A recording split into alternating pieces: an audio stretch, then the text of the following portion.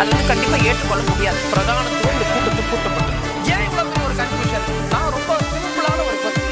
அவருக்கு வேற எந்த விதமான ரைட்ஸும் கிடையாது. என்ன வேணா இருக்கட்டும்ங்க. வணக்கம். நேர்பட பேச நிகழ்ச்சிக்கு வரவேற்கிறோம். மதுரையில் பாஜக நிர்வாகிகள் கூட்டத்தில் மத்திய உள்துறை அமைச்சர் திரு அமித்ஷா உரையாற்றி இருக்கிறார். இந்த முறை மாற்றம் மதுரையிலிருந்து உருவாகும் என்று பேசியிருக்கிறார். 2026 திமுக ஆட்சி தூக்கி எறியப்படும் என்றும் அவர் குறிப்பிட்டிருக்கிறார். முருகன் மலையை சிக்கந்தர் மலை என்று சொல்வதற்கு என்ன துணிச்சல் வேண்டும் என்று அவர் கேட்டிருக்கிறார். ஜூன் 22 இந்து ஒற்றுமை நாள், அனைத்து இந்துக்களும் ஒன்றிணைய வேண்டும் என்றும் அவர் அழைப்பு விடுத்திருக்கிறார். இதெல்லாம் தான் இன்றைய நேர்பட பேசுவின் பேசுபொருள். இந்துத்துவ பரிசோதனை களமாக தமிழ்நாட்டை ஆக்க வேண்டும் என்று அமித்ஷாவின் கணக்கு எடுபடுமா அப்படிங்கிற தலைப்பில் பேச இருக்கிறோம். பத்திரிகையாளர் திரு சுவாமிநாதன் பங்கேற்றிருக்கிறார். அரசியல் விமர்சகர் திரு செந்தில்வேல் இணைந்திருக்கிறார். வலதுசாரி கருத்தாளர் திரு நித்யானந்தம் பங்கேற்றிருக்கிறார். எழுத்தாளர் திரு ராம்கி இணைந்திருக்கிறார். வணக்கம் விருந்தினர்கள் அனைவருக்கும். திரு சாமிநாதன், திமுக ஆட்சியை அகற்றுவதற்கு பெரும்பான்மை இந்துக்கள் வாக்கை ஒருங்கிணைத்தால் போதும், அதுதான் பிரதானமான முயற்சியாக இந்த முறை இருக்க வேண்டும் அப்படின்ற முடிவுக்கு திரு அமித்ஷா வந்திருக்கிறாரா தமிழ்நாட்டில்? நிச்சயமா அவங்க இந்துத்துவ வாக்குகளை ஒன்று திரட்டினாலே போதும் அப்படிங்கறதுதான் பாஜகவோட நிலைப்பாடு. ஏன்னா உங்களுக்கு கடந்த காலத்துல அதற்கான ப்ரூஃப் இருக்கு அவங்க கிட்ட. நம்ம கடந்த காலத்துல பார்த்தோம்னா 2021 சட்டமன்ற தேர்தல்ல வேல் யாத்திரை போனாங்க. எல்முருகன் அவர்களோட அந்த மாநில தலைவராக இருக்கிற பொழுது வேல் யாத்திரை அப்படிங்கக்கூடிய ஒரு யாத்திரையை போனாங்க. அதுக்கு அவங்களுக்கு ரிசல்ட் தெரியுது. 4 தொகுதியில அவங்க சட்டமன்ற பிரதிநிதித்துவம் பெறாங்க. அதிமுகவோட கூட்டணியா இருந்தாலும் கூட அதுல ரொம்ப குறிப்பா தென் மாவட்டங்கள்ல இருந்து பிரதிநிதித்துவம் 2 சீட்டு கிடைக்குது. ஒன்று நாகர்கோவில்ல இருந்து கிடைக்குது, இன்னொன்று திருநெல்வேலியில இருந்து கிடைக்குது. சோ அவங்க என்ன நினைக்கிறாங்கன்னா, எப்படியும் நமக்கு சிறுபான்மையினர் ஆதரவு தரமாட்டாங்க, சோ பெரும்பான்மை இந்துக்களை ஒரு குடைக்கு கீழே கொண்டு வரணும் அப்படிங்கறதா இன்னைக்கு பாஜகவோட காய்நகரத்துல இருக்கு. வடக்குக்கு அதுக்காக ராமரை எடுத்தது மாதிரி இன்னைக்கு தெற்குக்கு முருகர் அவர்களை எடுத்திருக்காங்க. அதையெல்லாம் விட அவங்களோட கடந்த கால வரலாறே நம்ம பார்த்தோம்னா 1989 அத்வானி அவர்கள் அந்த யாத்திரை போக ஆரம்பிச்சாரு. அயோத்தி வரைக்கும் போனார். குஜராத்ல இருந்து கிட்டத்தட்ட 9 மாநிலங்கள் வழியா பயணிச்சாரு. 11% இருந்த அவங்களோட ஓட்டு 1991 20% உயருது. சோ அவங்க இதைத்தான் தமிழ்நாட்டுக்குள்ளே நம்ம பண்ணி பார்க்கணும் அப்படின்னு நினைக்கிறாங்க. அந்த வகையில தான் அவங்க இப்போ முருகன் அப்படிங்கக்கூடிய ஒரு புள்ளிக்குள்ள நிக்கிறாங்க. தமிழ்நாட்டு அரசியலுக்கு முருகப்பெருமானை வைத்து அரசியல் செய்யறதும் புதுசு இல்ல. சொன்னாவே நமக்கு ரொம்ப ஆச்சரியமான ஒரு விஷயம் பார்த்தோம்னா 1982 அன்றைய முதல்வர் கருணாநிதி அவர்களே ஒரு வேல் யாத்திரை போயிருக்காரு. திருச்செந்தூர்ல அங்க இருக்கக்கூடிய வைரவேல் காணாம போகுது அதிமுக ஆட்சியில. அப்ப அந்த முருகப்பெருமானுடைய வேலு மாயமானதை கண்டுபிடிக்கணும்னு சொல்லி கலைஞர் கருணாநிதி அவர்களே 1982 பிப்ரவரி மாசத்துல மதுரையில இருந்து திருச்செந்தூர் வரை 200 கிலோமீட்டருக்கு வேல் யாத்திரை போனாங்க. ஆனா 1983 திருச்செந்தூர்ல நடந்த இடைத்தேர்தல திமுக தோல்வி அடைகிறாங்க. சோ நம்ம தமிழக மக்களை பொறுத்த வரைக்கும் கடவுளை ஒரு நிலையிலையும் ஓட்டரசியலை இன்னொரு நிலையிலையும் பார்ப்பாங்க. பட் இது ரெண்டையும் ஒரே புள்ளியில இணைக்கணும் அப்படிங்கக்கூடிய முயற்சியில இன்னைக்கு பாரதிய ஜனதா கட்சி ரொம்ப பகிரதமான முயற்சிகளை பண்ணிட்டு இருக்காங்க. சோ அது இந்த அவங்களுக்கு கடந்த தேர்தல்கள்ல அது வெற்றியை தந்திருக்கு. நம்ம தமிழ்நாட்டையே எடுத்துக்கிட்டாலே அதுல 2 விஷயம் நீங்க இப்ப சொன்னதுல, நாகர்கோவில்லையும் திருநெல்வேலியிலையும் வேல் யாத்திரைக்கு பிறகு பாஜகவுக்கு 2 தொகுதிகள் வெற்றியாக கிடைத்ததுன்னு குறிப்பிட்டீங்க. நாகர்கோவில்ல பத்மநாபபுரம் சட்டமன்ற தொகுதியிலேருந்தே வெற்றி கணக்க பாஜக தொடங்குச்சு. அங்க பாஜக வலுவோடு இருக்காங்க, அதுல ஒன்றும் மாற்று கருத்து இல்லை. திருநெல்வேலி திரு நயினா நாகேந்திரனுடைய செல்வாக்குங்கிறது ரொம்ப முக்கியம். இது அளவுகோலா இருக்க முடியுமா வேல் யாத்திரைக்கான வெற்றியாக? அறுபடை வீடுகள்ல பாஜகவுடைய வெற்றிங்கிறது எதிர்பார்த்த அளவுக்கு இல்ல இல்லையா? அவங்க எதிர்பார்த்த அளவுக்கு இல்ல இல்லையா? இல்ல, நிச்சயமா இல்ல. பட் அது என்னன்னா, இப்ப நாகர்கோவிலும் திருநெல்வேலியும் அவங்க வெற்றி கிடைச்சதுன்னா ஒரு சின்ன உதாரணம் 2014 பாராளுமன்ற தேர்தல் பொன் ராதாகிருஷ்ணன் இங்க ஜெயிக்கிறார். கன்னியாகுமரியில பொன் ராதாகிருஷ்ணன் அவருடைய வெற்றி கிடைக்குது. அதுக்கு காரணம் என்ன அடித்தளமா அமையுது அப்படின்னு பாத்தீங்கன்னா, ஏழை இந்துக்களுக்கு கல்வி உதவித்தொகை கொடுக்கணும்னு ஜூலை போராட்டம்னு அவர் மாநில தலைவரா இருக்கும்போது முன்னெடுக்கிறார். ஒவ்வொரு காலத்துக்கு ஏற்ற வகையில இந்துத்துவ அரசியல வேறு வேற வடிவங்கள்ல இன்னைக்கு அவங்க முருகனா மாறி நிக்கிறாங்களே ஒழிய, கன்னியாகுமரியில வெற்றி கிடைத்ததற்கு தொடர்ச்சியா பாஜக தன்னை நிலைநிறுத்திக்கிறதுக்கு இங்க நடந்த ஒரு பழைய விஷயங்கள், மண்டைக்காடு சம்பவங்களா இருக்கலாம், அல்லது இப்ப சமீப காலத்துக்குள்ள வந்தாலே ஜூலை போராட்டம் அப்படிங்கிற பேர்ல அது யுனிசெஃப் நிதி. ஆக்சுவலா அது உலகம் முழுவதும் இருக்கக்கூடிய சிறுபான்மை மாணவர்களுக்கு அந்தந்த நாட்டுல கொடுக்கக்கூடிய நிதி. அந்த நிதியை காட்டியே ஏழை இந்துக்களுக்கு மட்டும் இது கிடைக்கலன்னு ஒரு ஜூலை போராட்டம் முன்னெடுத்தாங்க. 2014 வரை அது ரொம்ப ஆக்டிவா இருந்துச்சு. இல்ல, நாகர்கோவில் மண்ணுடைய தன்மையும் முக்கியம் இல்லையா? அங்க பெரும்பாலானவர்கள் கிறிஸ்தவர்களும் இருக்கிறாங்க அங்க. அந்த அரசியலோட தானே இதை பொருத்தி பார்க்கணும், அந்த வெற்றிக்கு, பாஜக வெற்றிக்கு. இல்ல நிச்சயமா அப்படிதான் பார்க்கணும். ஆனா இந்துக்களை ஒன்று திரட்டுறதுக்கு அன்னைக்கு ஒரு ஜூலை போராட்டத்தை கையில் எடுத்தாங்க. சோ இன்னைக்கு அவங்க அதனுடைய வடிவம் எப்படி மாறி இருக்குன்னா, இன்னைக்கு அவங்க ஆட்சியில் இருக்காங்க. சோ அவங்க வந்து மத்தியில ஆட்சியில இருந்து கொண்டே இந்துக்களை ஒன்று திரட்டுறதுக்கு ஒரு கடவுளுடைய கோஷத்தை, முருகப்பெருமான் என்கிற ஒரு கோஷத்தை எடுக்கிறப்ப அது வெகு மக்களால கவனிக்கப்படும் அப்படின்னு நினைக்கிறாங்க. இன்னொன்னு இது RSS இயக்கத்தோட 100ஆண்டு விழா. இப்ப நம்ம இந்த 100ஆண்டு ஆண்டுல அவங்க இருக்காங்க. அப்ப இது ஒரு இந்து எழுச்சி மாநாடு அப்படிங்கிற பேர்ல முருகப்பெருமானை, அந்த உலகத்துல நம்மளையெல்லாம் கடவுள் காப்பாற்றுவார் நம்ம நம்பிட்டு இருக்கும் போது, கடவுளையே காப்பாற்றுவதற்காக சிலர் இருக்கிறதா நம்பப்படுபவர்களால இப்படியான விஷயங்கள் முன்னெடுக்கப்படுகிற பொழுது அது வந்து ஒரு இந்துத்துவ அரசியலுக்கான ஒரு புதிய பாதையை காட்டதான் செய்யும். நிச்சயமா ஜெயலலிதா அவர்கள் இன்றைக்கு இல்ல, கலைஞர் அவர்கள் இல்லை அப்படிங்கும் பொழுது இயல்பாகவே இந்த மண்ணுல வந்து கொஞ்சம் ஓரளவு இந்துத்துவ சிந்தனையாளர்களை அவங்க உற்பத்தி பண்ணிட்டே இருக்காங்க. இன்னைக்குமே நம்ம பாக்குறோம், அரசு மட்டத்திலையும் பல்வேறு துறைகளையும் இன்னைக்கு கணிசமான அளவிற்கு இந்துத்துவ சிந்தனையாளர்கள் உருவாகியிருக்காங்க. அதனால அது வந்து பெரிய மாற்றத்தை உடனே தராட்டாலும் கூட அது ஓரளவு பாஜகவுக்கு பலம் தான் கொடுக்கும். இந்த மாதிரியான விஷயங்கள் நடக்கிற என்டிஏவா சரி, என்டிஏவா பாஜக இந்த கணக்கு போடுறதுல, அமித்ஷா கணக்கு போடுறதுல சரி, அவங்க தலைமையில ஒரு கூட்டணியை இங்க கட்டமைச்சு அதை இந்துத்துவ வாக்கு வங்கியாக அதை மாற்றுவதற்கான முயற்சிகள் அவங்க மேற்கொள்ற வரைக்கும் சிக்கல் இல்லை. ஆனா அதிமுகவோடு கூட்டணியில பாஜக இருக்கு, பாமகவை கொண்டு வரணும் அப்படின்னு முயற்சிகள் மேற்கொள்ளப்படுது. தேமுதிக வந்தா நல்லா இருக்கும் அப்படின்னு எதிர்பார்க்கிறாங்க. ஏற்கனவே இன்னும் சில கட்சிகளும் இருக்கிறாங்க. அவங்க ஒரு மதச்சார்பற்ற தன்மையை எதிர்பார்ப்பாங்க இல்லையா?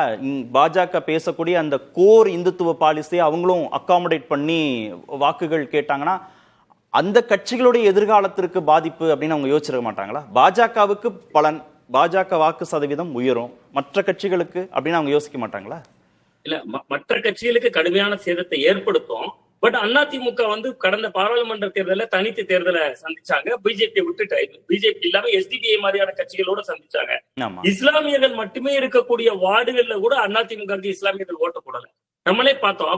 அப்ப அதிமுகவுக்கே ஒரு நெருக்கடி உருவாகும். வேற வழியே இல்லாம பாஜக எடுக்கிற நிலைப்பாட்டை கண்டுகொள்ளாமல் இருக்கிறது. இப்ப இன்னைக்குமே ஆனா இன்னைக்கும் இப்தார் நோன்புல கலந்துக்கிறாங்க அதிமுக தலைவர்கள். வக்ஃபு சட்டத்திற்கு அவங்க எதிர்ப்பு தெரிவிக்கிறாங்க. அவங்க முழுமையாக பாஜக எதிர்க்கிற நிலைப்பாடோடு ஒன்றி போயிடல. இல்ல, நிச்சயமா உங்களால ஒன்றி போக முடியாது. இப்ப இந்த நிகழ்ச்சியுமே நம்ம பார்த்தோம்னா இந்த முருகன் மாநாடுமே பாஜக நேரடி இடத்துல இந்து முன்னணி நடத்துது. சங் பரிவார் அமைப்புகள் எல்லாரும் பாஜக உட்பட எல்லாருமே பின்னாடி போய் நின்னுக்கிறாங்க. பட் இதுல வந்து அண்ணா திராவிட முன்னேற்ற கழகத்தோட நிலைப்பாடு அப்படிங்கிறத பொறுத்தவரை இந்த விஷயத்துல அவங்க போய் கூட போய் நிக்க மாட்டாங்க, அந்த மேடையை பகிர்ந்துக்க மாட்டாங்க, எதுவுமே செய்ய மாட்டாங்க. அதிமுக கூடவே இருந்து பாஜக அவர்களை கொஞ்சம் கொஞ்சமா அவர்களுடைய ஓட்டதான் இவங்க கபலீகரம் பண்ண போறாங்க எதிர்காலத்துல. அதனால பாஜகவோட இந்த காய் நகர்த்தல்களை அதிமுகவாலையும் தவிர்க்க முடியாது. அதனால அவங்க வந்து ஒரு வேடிக்கை மட்டுமே பார்க்கக்கூடிய இடத்துலதான் இந்த இடத்துல அதிமுக இருக்கு. ஓகே, திரு ராம்கி, கூட்டணியாக திரு அமித்ஷாவுடைய கணக்கு இங்க தமிழ்நாட்டில் எடுபட வாய்ப்பு இருக்கா? இந்துக்கள் ஒன்றிணைனும் ஜூன் 22 அப்படின்னு சொல்றாரு. பாரம்பரியமான திருப்பரங்குன்றத்தை, முருகன் மலையை சிக்கந்தர் மலை அப்படின்னு சொல்வதற்கு என்ன துணிச்சல் வேணும் அப்படின்னு திமுகவை பார்த்து கேட்கிறார். இந்த பெரும்பான்மை போலரைசேஷன்ங்கிறது தமிழ்நாட்டில் கை கொடுக்குமா பாஜகவுக்கு? இல்லை, இன்னைக்கு இந்த 2 நாட்கள் நடந்தது எல்லாமே கிளியரா ஒரு பாஜகங்கிற கட்சியோட ஸ்ட்ராட்டஜியாக தான் முன்வைக்கப்படுது. என்ன ஒரு பெரிய ஸ்பெகுலேஷன் இருந்ததுன்னா கொஞ்சம் வெளிப்படையாக, அதாவது கட்சி சம்பந்தப்பட்ட விஷயங்கள் எப்படி வந்து தேர்தல் அணுகுவது, கட்சியின் எதிர்காலம் எப்படி இருக்க போகிறது, எஸ்பெஷலி தென் மாவட்டங்களை குறிவைத்து அப்படிதான். ஏன்னா என்டிஏல உள்ள மற்ற கட்சி தலைவர்கள் இல்லை என்டிஏக்கு வெளியில் இருக்கிற நேச சக்திகள் அவங்கலாம் வந்து அமித்ஷா அவர்களை சந்திப்பார்கள்லாம் ஒரு ஸ்பெகுலேஷன் இருந்தது. அதையெல்லாம் ஒதுக்கிவிட்டு அவர் யாரையும் பார்க்கல. என்டிஏங்கிறத வந்து அவருடைய பேச்சில் அவர் சொன்னாலும் முழுக்க முழுக்க ஒரு பாஜக கூட்டமாக தான் நடந்த ஒரு 2 நாள் பயணம் இருந்திருக்கு. அதிமுக தலைமையிலான கூட்டணின்னு சொன்னது அது ஒரு முக்கியமான பாயிண்ட் ஆக்சுவலா. ஏன்னா நம்ம இந்த முதலாக ஏப்ரல் மாதத்தில் அனௌன்ஸ் பண்ணும் போது இல்லை எல்லாம் அதிமுக தரம் மறுத்தது. இன்னைக்கு தொடர்ந்து 2 முறை அவர் சொல்லியிருக்கார். இது பாஜக, இது என்டிஏ தலைமையிலான கூட்டணி தான் 2025 தமிழ்நாட்டில் ஆட்சியை பிடிக்கும், வெஸ்ட் பெங்கால் ஆட்சியை பிடிக்கும். பாஜக கூட ஒரு முறை சொல்லியிருக்காரு. ஆமா, பாஜக ஒரு முறை சொல்லியிருக்காரு. எப்படி இருந்தாலும் வரப்போகிற ஆட்சி கூட்டணி ஆட்சியா இருக்கும், அதுல ஒரு பாஜக ஒரு பெரிய ரோல் பிளே பண்ணுங்கிறத வெளிப்படையா அவர் சொல்லியிருக்காரு. அது முக்கியமான பாயிண்ட். நான் எப்படி பாக்குறேன்னா, இன்னைக்கு இந்த முன்வைத்த விஷயங்கள், தமிழ் பெருமிதமாகட்டும், முருகன், மதுரை, ஏன் மதுரை, இந்த மாதிரி விஷயங்கள்லாம் வந்து ஒரு முக்கியமான விஷயம். ஏன்னா நீங்க அவர் கலைஞருடைய இது வேல் யாத்திரை சொன்னார், அதுக்கு சம்பந்தம் கிடையாது. ஆனா ஈவன் நான் எப்படி சொல்றேன்னா, முருகன் நடத்தினார்ல வேல் யாத்திரை, அறுபடை வீடுக்கு எல்முருகன் நடத்தின, அதுக்குமே இதுக்குமே நிறைய வித்தியாசங்கள் இருக்குது. ஏன்னா அவரு வந்து தமிழ்நாட்டை ஒட்டுமொத்தமா அறுபடை வீடுகள்லாம் பார்த்தா, இவங்க ரொம்ப ஸ்பெசிஃபிக்கா ரொம்ப ப்ரிசிஷனா அந்த மதுரையை மட்டும் முன்வைத்து, தென் மாவட்டங்களை மட்டும் முன்வைத்து. இதற்கு ஏன் மதுரை அப்படிங்கிறது ஒரு காரணம் என்னன்னா, தமிழ்நாட்டில் வந்து பாஜக வளரக்கூடிய இடமா தமிழ்நாடு தான் இருக்க வழியா, வட தமிழ்நாட்டில் அவங்களுக்கு ஒரு காம்படிட்டர் திமுக, அண்ணா திமுக, பாமக 3 பேருமே அவங்களுக்கு பெரிய காம்படிட்டர். அவங்க கூட்டணிக்குள்ள இருந்தால் கூட இவர்களை மீறி நீங்க வந்து ஒரு பெரிய ஒரு இம்பாக்டை வட தமிழ்நாட்டிலேயோ மேற்கு மன்றத்திலேயோ ஏற்படுத்த முடியாது பாஜகவில். ஸோ அப்படி இருக்கும்போது இயல்பாக தென் தமிழ்நாட்டில் அவங்களுக்கு அனைத்து விதமான ஸ்கோப் இருக்குது. என்டிஏக்குள்ளேயே அவங்களுக்கு கட்சிகள் இருக்காங்க, என்டிஏக்கு வெளியிலையும் இப்போ ஓபிஎஸ் ஆகட்டும், டிடிவி தினகர் ஆகட்டும், அவங்க வந்து பாஜக எதிரான நிலைப்பாடு எடுக்க போறதில்லை. அவங்க ஒரு நேச சக்தியாக என்டிஏக்குள்ள இருந்தாலும் சரி, என்டிஏ விட்டு வெளில இருந்தாலும் உங்களுக்கு பாஜகவுக்கு ஒரு ப்ரோ பிஜேபி ஸ்டாண்ட் தான் எடுப்பாங்க. ஸோ எப்படி பார்த்தாலும் பாஜகவுக்கு ஒரு அனுகூலமான இடம் தான் அந்த இடத்துல இருக்குது. மோரோவர் அங்கே நிறைய சிறுபான்மையினருடைய இடங்கள், ஒரு தாக்கம் உள்ள எல்லா தொகுதிகள் 58 சட்டமன்ற தொகுதிகளையும் பார்த்தீங்கன்னா நிறைய இடங்கள்ல திருவான்மை, நிறைய தேசிய கட்சிகள் காங்கிரஸோட டாமினேட் நிறைய இருக்கு.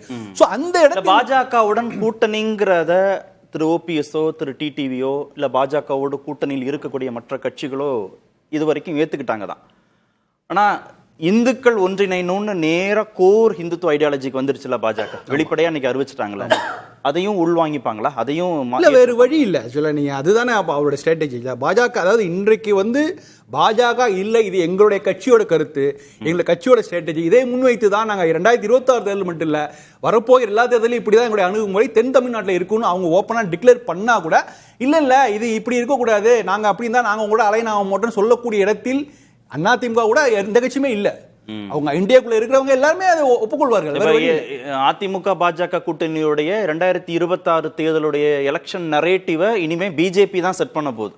அதுக்கான தொடக்க புள்ளி தான். அதாவது அந்த இதுதான் இருக்குமா, இந்துத்துவ ஸ்ட்ராட்டஜி இருக்குமாங்கிறது ஒரு சந்தேகம் இருக்கு. அவர் ஆரம்பிச்சிருக்காரு கட்சிக்காக, கட்சியில் நலனுக்காக பேசுறாரு. ஆனா அவர் எடுக்கிற திமுக எதிர்ப்பு ரொம்ப அக்ரெசிவான ஸ்டாண்ட் ஆக்சுவலா. ஏன்னா இதுக்கு முன்னாடி இப்ப நாடாளுமன்ற தேர்தலிலேயே வந்து ராமநாதபுரம், சிவகங்கை எல்லா இடங்களையும் பிரச்சாரம் வந்திருக்காங்க. அப்போது கூட திமுக எதிர் இந்த மாதிரியான ஒரு போல்டான ஸ்டேட்மெண்ட் சொல்லல. ஆனா இன்னைக்கு அவர் சொல்றது வந்து ரொம்ப முக்கியமான விஷயம்.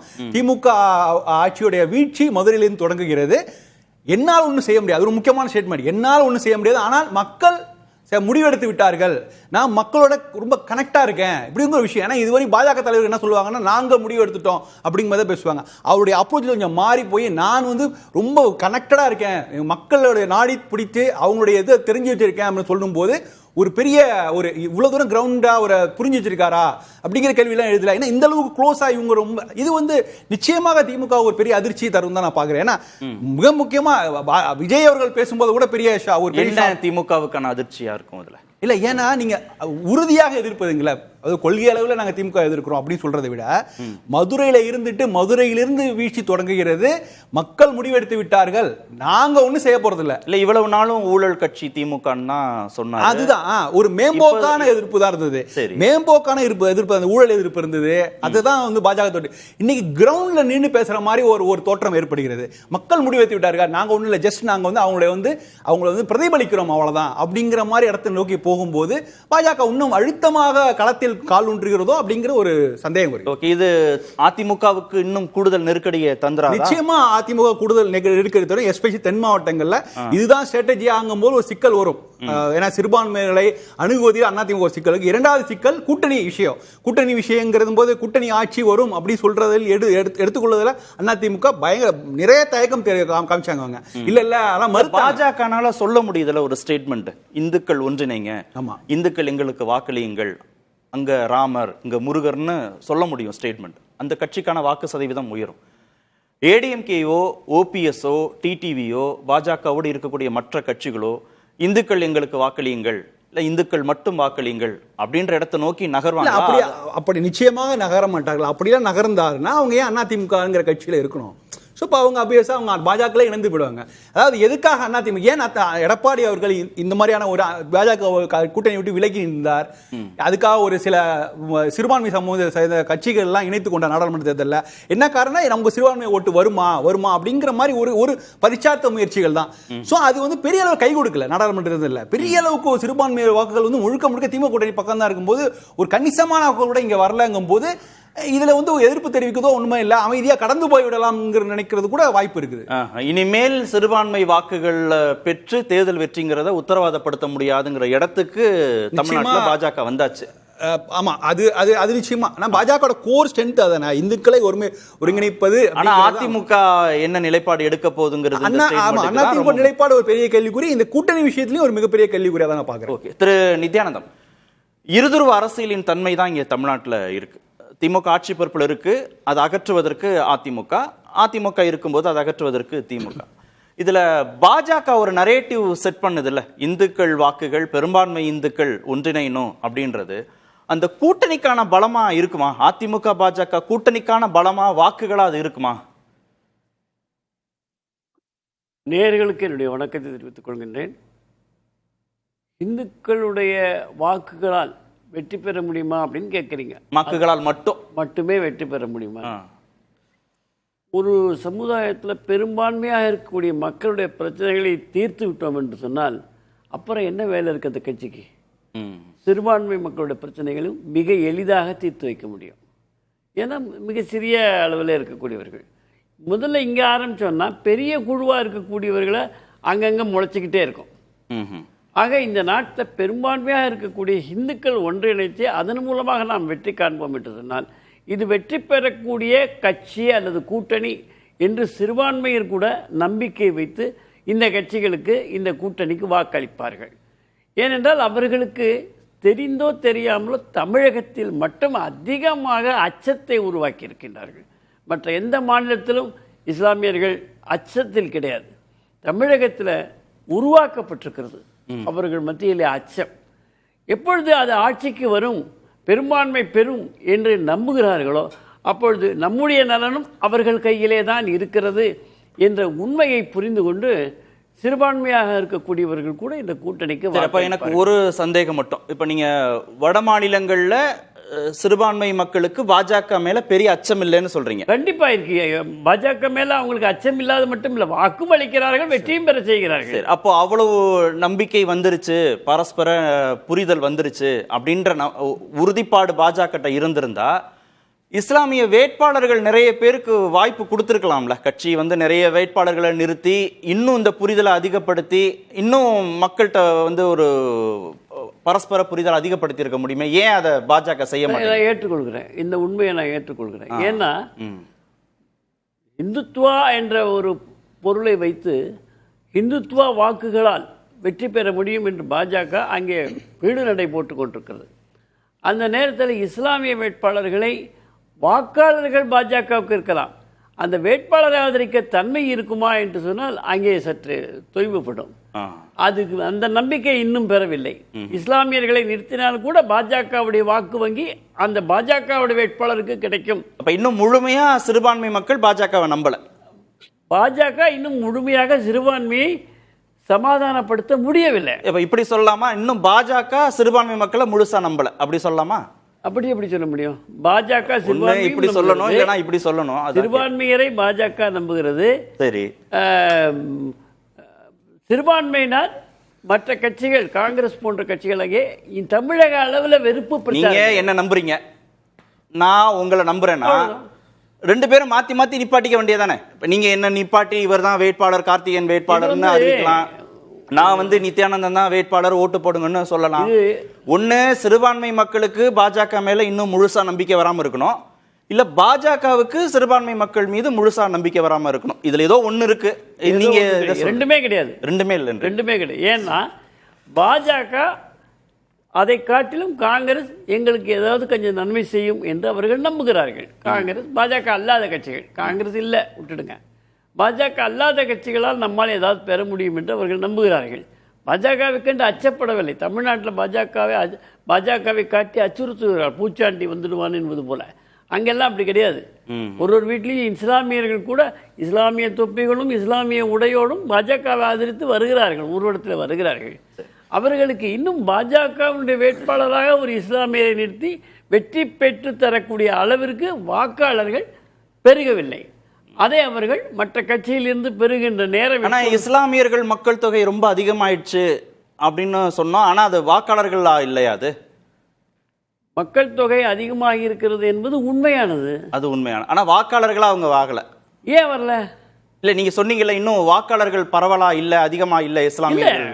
ஓரளவிற்கு இந்துத்துவா கட்சி என்று சொல்லியும் கூட இத்தனை வாக்காளர்கள் வருகிறார்கள். உத்தரப்பிரதேசத்தில் இன்றைக்கு யோகி ஆதித்யநாத் வந்த பிறகு எத்தனை இஸ்லாமியர்கள், ட்ரிபிள் தலாக் போன பிறகு எத்தனை இஸ்லாமிய பெண்கள் பாஜகவுக்கு வாக்களித்துக் கொண்டிருக்கிறார்கள். இது சொன்னம் சொந்தமாகத்தான் மாற முடியும். ஏனென்றால் ஒரு அவநம்பிக்கையை ஏற்படுத்தி இருந்தார்கள். RSS ஜனசங்கம் பொய்யான ஒரு பிம்பத்தை ஏற்படுத்தி இருந்தார்கள். யோகி அவர்கள் ஆட்சியை பார்த்த பிறகு இது பொய்யான பிம்பம் அல்ல, இஸ்லாமியர்களாகவோ இந்துக்களாகவோ யாராக இருந்தாலும் கூட தேச துரோக செயல்களில் ஈடுபடக்கூடியவர்கள் வீடுகள் புல்டோசர் வைத்து இடிக்கப்படும் என்பதை உணர்ந்து கொண்டார்கள். முதலிலே தவறாக அதுவும் பிரச்சாரம் செய்யப்பட்டது. இப்பொழுது அதை உணர்ந்து கொண்டார்கள். இந்த தேசத்துக்கு எதிரானவர்கள் யாராக இருந்தாலும் யோகி will not spare. தமிழ்நாட்டுல எடுபடுமா இந்த பெரும்பான்மை இந்துக்கள் ஒற்றிணையணும் அப்படின்னு சொல்றது இங்க எடுபடுமா?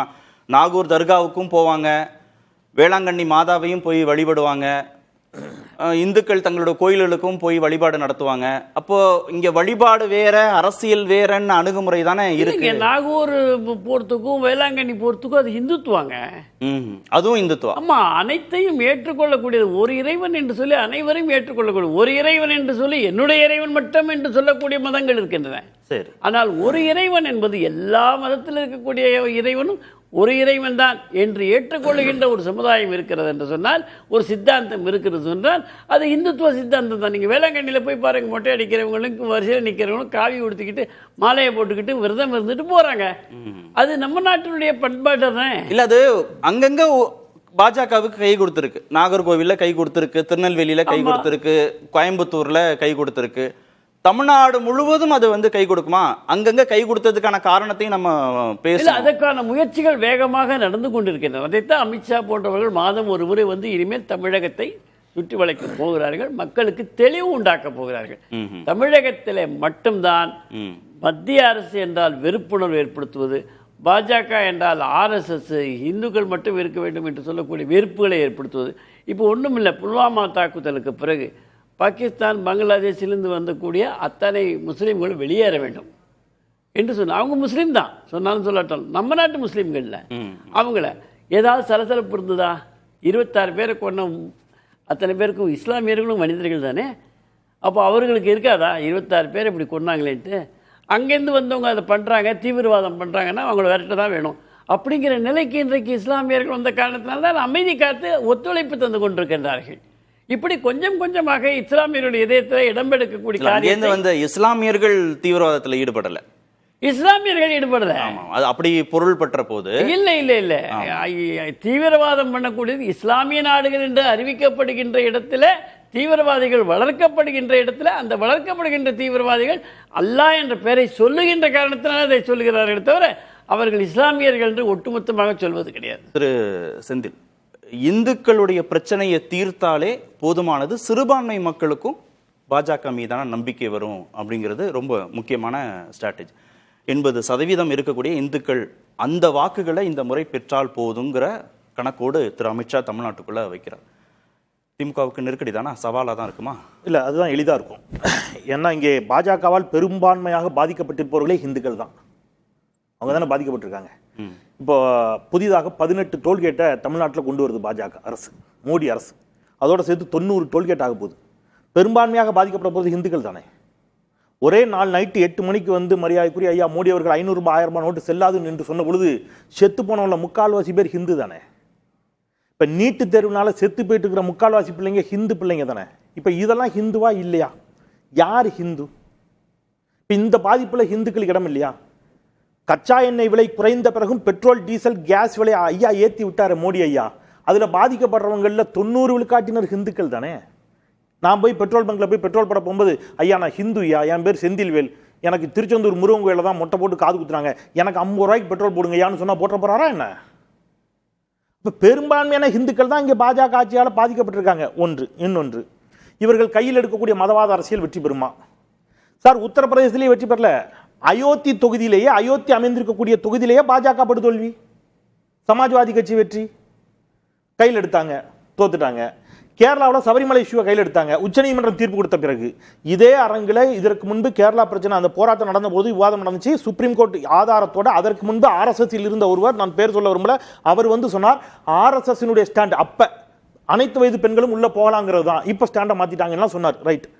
அந்த கேரளாவில் சுப்ரீம் கோர்ட் தீர்ப்புக்கு எதிராக ஏதோ கம்யூனிஸ்ட் கட்சி தான் அனைத்து வயது பெண்களையும் உள்ள அனுப்பிட்டு அந்த கோயிலுடைய புனிதத்தை கெடுத்துச்சுன்னு ஒரு போராட்டம் பண்ணாங்க. சபரிமலை அமைந்திருக்கக்கூடிய தொகுதியிலே பாஜக படுதோல்வி. கர்நாடகா போனார் நம்ம ஐயா மோடி அவர்கள், அமித்ஷா அவர்கள், ஜெய் பஜ்ரங் பாலி என்று சொன்னார்கள், முழக்கமிட்டார்கள். அங்க வந்து சுவாமியே சரணமையப்பா, இங்கே ஜெய் பஜ்ரங் பாலி, ஜெய் பஜ்ரங் பாலி, அனுமனின் சேனைகள் நம்முடைய எதிரிகளுக்கு பாடம் கற்றுக் கொடுக்க வேண்டும். நாங்க பாஜகவுக்கு பாடம் கற்றுக் கொடுத்துருச்சு கர்நாடகா, படுதோல்வி. சார் வாரணாசிலேயே நம்ம தேர்தல் அன்னைக்கு பார்த்தோமே, மோடி ரொம்ப நேரம் பின்னடைவில் தானே இருந்தாரு. நீங்க அதனால பெரும்பான்மையான ஹிந்துக்களே இன்னைக்கு ஹிந்து இஸ்லாமியர்கள் பிரச்சனையே கிடையாது. பாஜகவால் பாதிக்கப்படுறதுல பெரும்பான்மையான ஹிந்துக்கள் எல்லோரும் மகிழ்ந்து சந்தோஷமா வாழ்வது போலவும் இஸ்லாமியர்களுக்கும் கிறிஸ்தவர்களுக்கும் இங்கே சிக்கல் இருப்பது போலவும் மட்டும் ஒரு தோற்றத்தை ஏற்படுத்துவதே தவறுங்கிறேன். பாஜகவால் பாதிக்கப்படுறதுல பெருவாரியான ஹிந்துக்கள் ஒன்று. இன்னொன்று, நீங்க சொன்ன பொலிட்டிக்கல் ஸ்ட்ராட்டஜிக்கு வரேன், கூட்டணி உள்ளிட்ட கணக்குக்கு வருவோம். இப்போ அதற்கு முன்பாக அருமை தம்பி என்னுடைய சுவாமிநாதன் அவர்கள் ஒரு கருத்தை சொன்னார். நீங்க வந்து இதே மாதிரியான ஒரு வேல் யாத்திரையை முத்தமிழ் டாக்டர் கலைஞர் நடத்தினார்னு. அது வேல் யாத்திரை, இவங்க செய்யற மாதிரி மதவாத யாத்திரை இல்லை. அதுக்கு பின்னாடி இன்னொரு ரீசன் ஒரிஞ்சிச்சு. அவர் நல்ல ஆழமாக வாசிக்கக்கூடிய தெரியும், மேபி அவருக்கு அதை சொல்ல தவறி இருக்கலாம்.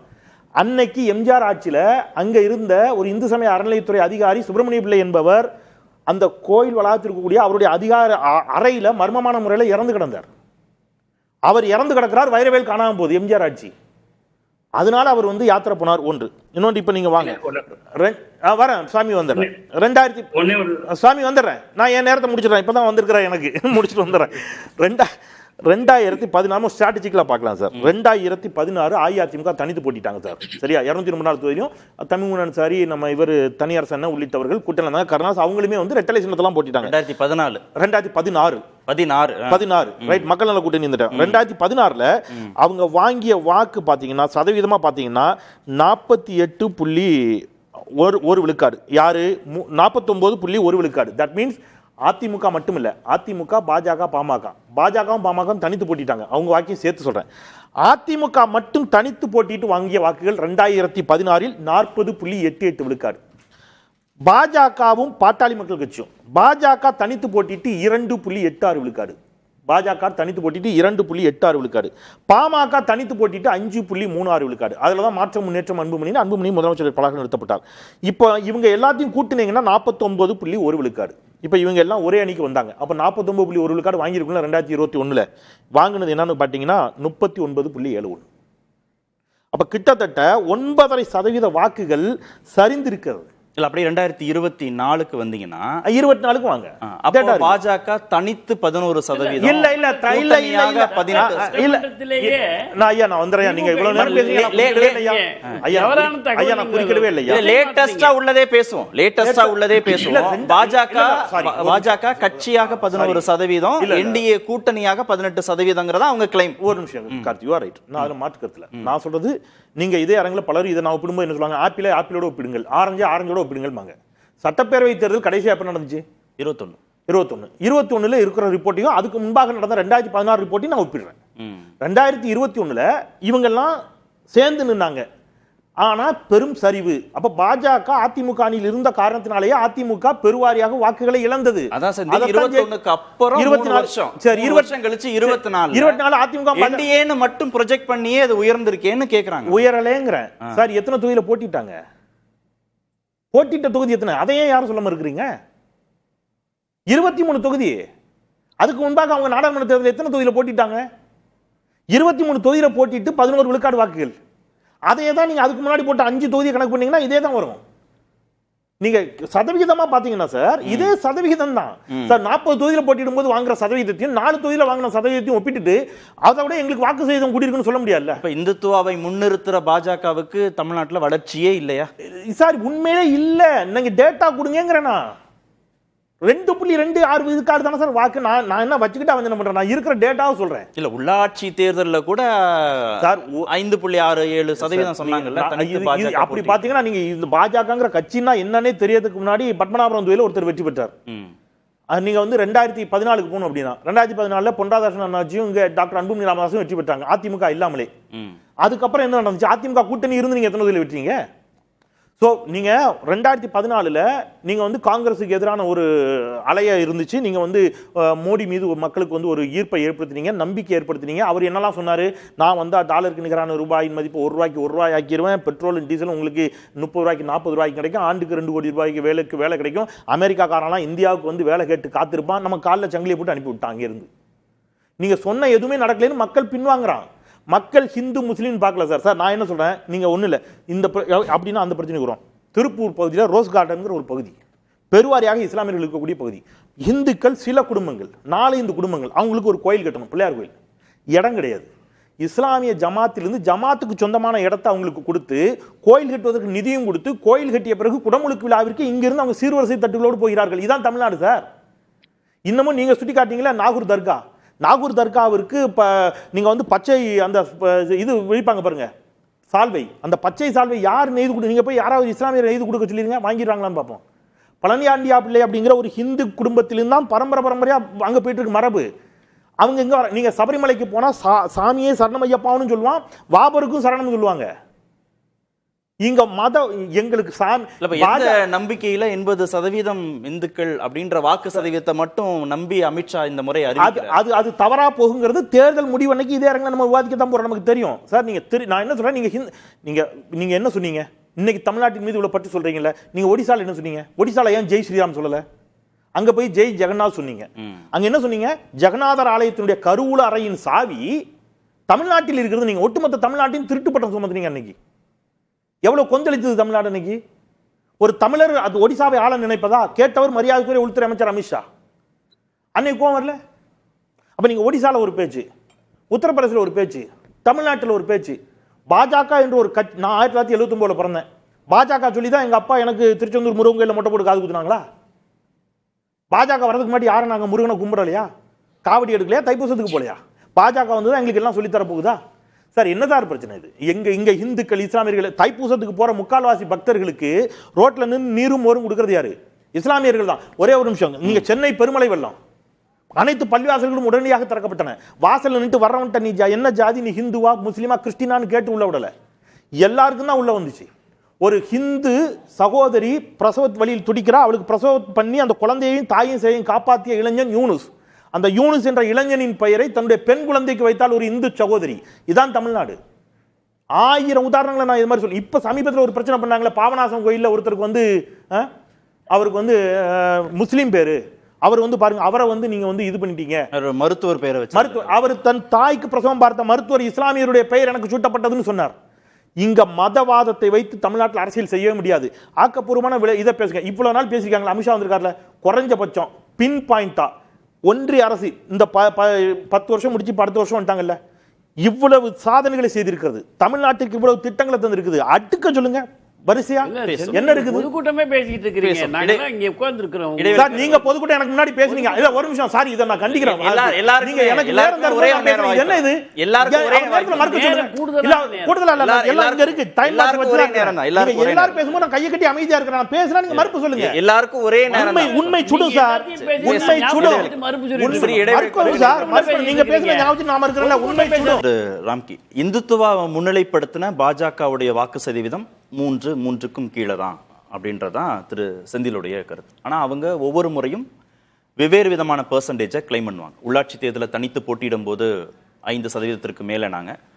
இப்ப என்டிஏவாக 2024 நிற்கும் போது கட்சியாக 11, என்டிஏவாக 18ன்னு சொன்னாங்க. இந்துத்துவங்கிறது தமிழ்நாட்டில் பாஜகவுக்கு கை கொடுத்திருக்கா, கை கொடுக்கலையா? இந்துத்துவங்கிற அந்த ஸ்ட்ராட்டஜி என்றைக்குமே கை கொடுக்காது. ஏன்னா அதுக்கான ஒரு கவுண்டர் அட்டாக்னு இருக்கு பாத்தீங்களா? திமுக அவங்க வந்து சிறுபான்மையர் வாக்குகளையும் தக்க வைத்துக் கொண்டு பெரும்பான்மையர் வாக்குகளையும் தக்க வைத்துக்கான அவங்களால முடியும். அவங்க அதுல மாஸ்டர் ஆக்சுவலா. இப்போ நீங்க ஒரு இடத்தில் முருக வழிபாடுனா அவங்க குன்று இருக்கும் இடத்துலலாம் அவங்க முருக வழிபாடு மாநாடு நடத்துவாங்க. ஸோ அதுக்கு கவுண்டர் அட்டாக் திமுக கொடுக்கும். ஸோ அதனால இதை பிளைன் ஸ்ட்ராட்டஜியாக நம்ம வைக்க முடியாது. நான் இதில் ரொம்ப இன்னைக்கு இருக்கிற முக்கியமான மாற்றம், அமித்ஷா சொன்ன முக்கியமான மாற்றம் அந்த தமிழ் பெருமிதம், அந்த முருகன் மதுரை முன்னிறுத்தினது. ஏன்னா நீங்க முருகன் வந்து தமிழ் கடவுள் அப்படின்னு சொல்லி நிற்கிறது பார்த்தீங்களா? அது தமிழ் கடவுள் மட்டும் இல்லை, ஆக்சுவலாக இது அரசியல் ரீதியாக நம்ம பார்க்கும்போது முருகன் தமிழ் கடவுளாக இருக்கார். வரலாற்று ரீதியாக போகும்போது அவர் தமிழ் கடவுள் இல்லை, இந்தியாவில் அவர் உலக நாயன், விண்வெளி நாயன் கூட சொல்லலாம் அவரை. ஸோ அப்படி இருக்கும்போது இங்கே வந்து நீங்கள் வந்து அரசியல் ரீதியாக பார்க்கும்போது தமிழை இங்கே ஐடென்டிஃபை பண்ணுறது வெறும் இந்துத்துவா மட்டும் இல்லை, அதை தாண்டி ஒரு தமிழ் தேசியங்கிற விஷயம் உள்ள வருது. நீங்க அடுத்த ஒரு பாயிண்ட் சொல்றாங்க பாருங்க, உயர்கல்வித்துறையிலையும் இப்ப அதே தானே திரு சீமானும் முன்னிறுத்துறாரு. அவர் முன்னிறுத்த அவரை ஸ்டார்ட் பண்ணார் ஆக்சுவலா. நீங்க அதை தாண்டி சில விஷயங்கள் இருக்கு பாருங்களேன். இப்ப அடுத்த பாயிண்ட் வந்து உயர்கல்வியிலையும் இன்ஜினியரிங் படிப்புகளையும் தமிழ் இது பண்ண வேணும் அப்படின்னு சொல்றாங்கல்ல.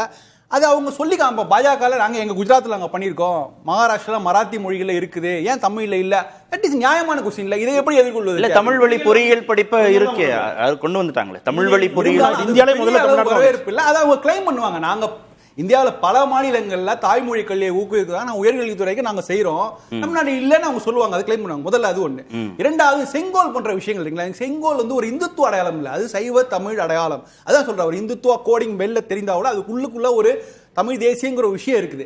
அப்ப அதை எடுக்கும்போது அது ஒரு சிம்பிளா சொல்றாருல்ல, நாங்க வந்து ஒரு செங்கோலை இங்க இருக்கிற தமிழ்நாட்டின் மரபு சின்னமான செங்கோலை நாங்க தேசிய அளவில் கொண்டு போகும்போது அதற்கு வந்து தமிழக முதல்வர் நன்றி கூட தெரிவிக்கலைன்னு சொல்றாருல்ல. இது ஒரு பெரிய விஷயமா இந்த இடத்துல வந்து திமுக தடுமாறும். இல்ல இதெல்லாம் இடங்கள் வந்து இதெல்லாம் வாக்கா அவங்க நினைக்கிற மாதிரி கன்சாலிடேட் ஆகுமா பாஜக? வாக்குகளா நான் சொல்றேன், இந்த இடங்கள்ல அவங்க வந்து வெறுமனே பிளைனா இந்துத்துவ ஸ்ட்ராட்டஜியா முன்வைக்காமல் அதுல ஒரு கோட் பண்ணி தமிழ் தேசிய கோட்டோட வரும்போது அது மக்கள் மனதில் யோசிக்க வைக்கல. இது நியாயமான கேள்வி தானே. ஏன் உயர்கல்வித்துறையில் தமிழ் இல்ல? செங்கோல் ஒரு வார்த்தை சொன்ன என்ன தப்பு இல்லையா? நம்ம செங்கோல் பார்த்தது என்ன? சைவ ஆதீனங்கள்ல ஒரு செங்கோல் பெருமையான விஷயமா முன்னிறுத்தப்படும் போது அதை வந்து நம்ம சொல்லிக்கிறது தப்பு இல்ல அப்படிங்கிற மாதிரி ஒரு மக்கள் மனதில் ஒரு மனநிலையில மாற்றம் வரும். நீங்க பிளைனா இந்துத்துவ ஸ்ட்ராட்டஜியா அணுகாமல் அதுக்குள்ள உள்ள இருக்கிற சில விஷயங்கள்ல உள்ள டெவலப்மெண்ட்டை நம்ம பார்க்கணும். சாமிநாதன், திரு அண்ணாமலை திருமிகு ஜெயலலிதா குறித்து பேசும்போது தமிழ்நாட்டில் அவர் தான் மாபெரும் இந்துத்துவ தலைவர், அவர் உயிரோடு இருக்கிறவரை அவர் தான் இந்துத்துவ தலைவர். அயோத்தி விவகாரத்தில், ராமர் கோவில் விவகாரத்தில் பாஜக தலைவர்கள் தவிர்த்து ஆதரவு கொடுத்தவர் ஜெயலலிதா அப்படிலாம் பேசினார். ஆனால் அதிமுகவுடைய இரண்டாம் கட்ட தலைவர்கள் கடும் எதிர்வினையாற்றினாங்க திரு அண்ணாமலையுடைய பேச்சுக்கு. அவங்க ஐசோலேட் பண்ணிக்கணும், இந்துத்துவ தலைவர் ஜெயலலிதான்னு சொன்னதுலேருந்து அதிமுக ஐசோலேட் பண்ணிக்கணுங்கிறதுல தான் முனைப்பா இருந்தாங்க. இப்ப இந்துத்துவ கார்டை வெளிப்படையாக பாஜக பிளே பண்ணுது, அமித்ஷா முன்னிலைப்படுத்துறாரு அப்படின்னா அது வாக்கு சதவீதமாக உயர்கிறது அப்படின்ற அடிப்படையில், திரு நித்யானந்தம் சொன்ன மாதிரி அது உதவும் அப்படின்ற அடிப்படையில் கூட்டணி கட்சிகள் அமைதியா இருக்க போறாங்களா? இல்ல பெரிதாக இங்கே தமிழ்நாட்டில் இந்துத்துவாங்கிறது கை கொடுக்காதுங்கிற அடிப்படையில் பாஜகவோடு அவர்கள் பேச்சுவார்த்தை நடத்த வாய்ப்பு இருக்கா, இதை பயன்படுத்த வேண்டாம்னு சொல்லி? இல்ல நிச்சயமா பாஜகவோட பேச்சுவார்த்தை நடத்த மாட்டாங்க. ஏன்னா பாஜகவோட சித்தாந்தம் அதுதான். அவங்க இந்துத்துவ வாக்கு ஒன்று திரட்டல் அப்படிங்கறத பாஜகவோட சித்தாந்தம். அது நம்ம எலெக்ஷன் ஸ்ட்ராட்டஜியா முன்னிலைப்படுத்துறத வந்து அவங்க செய்ய வேண்டாம்ன்றது இல்ல, செய்ய மாட்டான்னு நிச்சயமா அதிமுக சொல்றதுக்கான வாய்ப்பே கிடையாது. அது ஏன் நான் அப்படி சொல்றேன் அப்படின்னா, அதுக்கு முன்பு அண்ணன் செந்திலன் பேசிய பொழுது ஒரு விஷயம் குறிப்பிட்டாங்க, கலைஞர் அவர்களை நான் குறிப்பிட்டத. நான் அதை வந்து அவர் மத யாத்திரைக்கு போனார் அப்படின்னு சொல்லிடல. 1982 அந்த வேலை காணான்னு சொல்லி அவங்க வந்து ஒரு யாத்திரை போனாங்க. ஆனா 1983 திருச்செந்தூர்ல நடந்த இடைத்தேர்தலே தோத்து போகுது திமுக.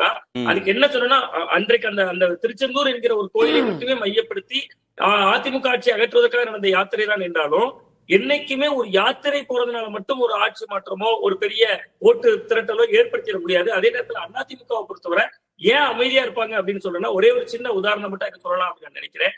1991 ஜெயலலிதா அவர்கள் முதல் முறை முதல்வராக பொறுப்பேற்றோட முதல் 2 ஆண்டுகளுக்கு HRNC இந்து சமய அறநிலையத்துறையை அவர் தன்னோட கட்டுப்பாட்டில் தான் வச்சிருந்தாங்க. கும்பகோணம் மகாமகம் இதுக்கு போய் அவங்க நீராட போயிடுவாங்க. இதையெல்லாம் தாண்டி கட்டாய மதமாற்ற சட்டம் வேற பாஜக ஆளக்கூடிய மாநிலங்களில் கூட செய்ய முடியாத அளவுக்கு பல விஷயங்களை அவங்க பண்ணினாலும் கூட, ஒரு பக்கம் கட்டாய மதமாற்ற தடை சட்டம் கொண்டு வரக்கூடிய ஜெயலலிதா அவர்கள் கன்னியாகுமரியில வந்தாங்கன்னா சிறுபான்மையினரை நோக்கி உங்களுடைய பட்டா நிலங்கள்ல நீங்கள் ஒரு குருசடி கட்டுவதற்கு யார் தடை செய்ய முடியும், நான் ஆட்சிக்கு வந்தா முதல் கையெழுத்து அதுக்கு போடுவேன். அப்ப அவங்க ஒரு பக்கம் இந்துத்துவ முகமாக இருந்தாங்க. மதமாற்ற தடை சட்டத்தை அவங்க திரும்ப பெற்றாங்க. ஆடு கோழி பலியிட தடை அதையும் திரும்ப பெற்றுட்டாங்க. எல்லாத்தையும் பெறாங்க. ஆனா என்னன்னா, ஒரு பக்கம் இந்துத்துவ அடையாளமாக அவங்க காட்டிக்கிட்டாலும் இன்னொரு பக்கம் சிறுபான்மையினருக்கும் அரணா இருந்தாங்க.